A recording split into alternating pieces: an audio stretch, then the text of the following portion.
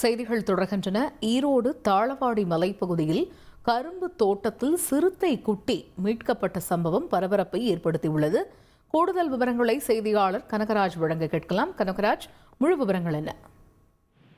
வணக்கம். சத்தியமங்கலம் புலிகள் காப்பகத்தை பொறுத்தவரை யானை, புலி, சிறுத்தை உள்ளிட்ட வனவிலங்குகள் அதிக அளவில் வசிக்கின்றன.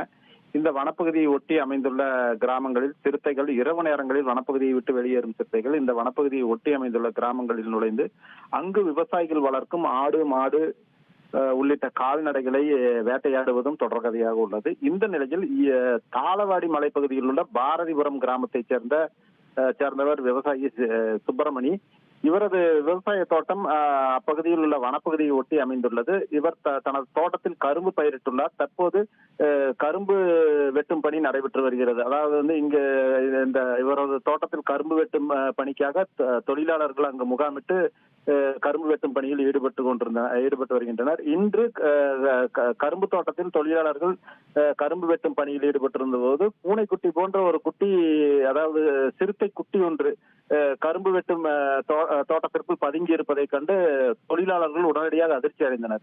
இது குறித்து சம்பவ இடத்திற்கு சென்று பார்த்த சுப்பிரமணி அது சிறுத்தை குட்டி என்பதை அறிந்தவுடன் உடனடியாக தாளவாடி வனத்துறையினருக்கு தகவல் தெரிவித்தார்.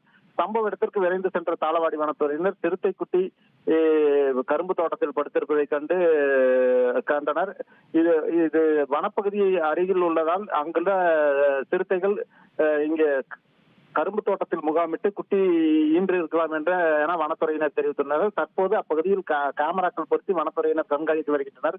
இந்த குட்டி சிறுத்தை குட்டியை தாய் சிறுத்தையுடன் சேர்ப்பது குறித்து உயரதிகாரிகளின் அறிவுறுத்தலின் பேரில் நடவடிக்கை எடுக்கப்படும் என வனத்துறை தரப்பில் தெரிவித்துள்ளது.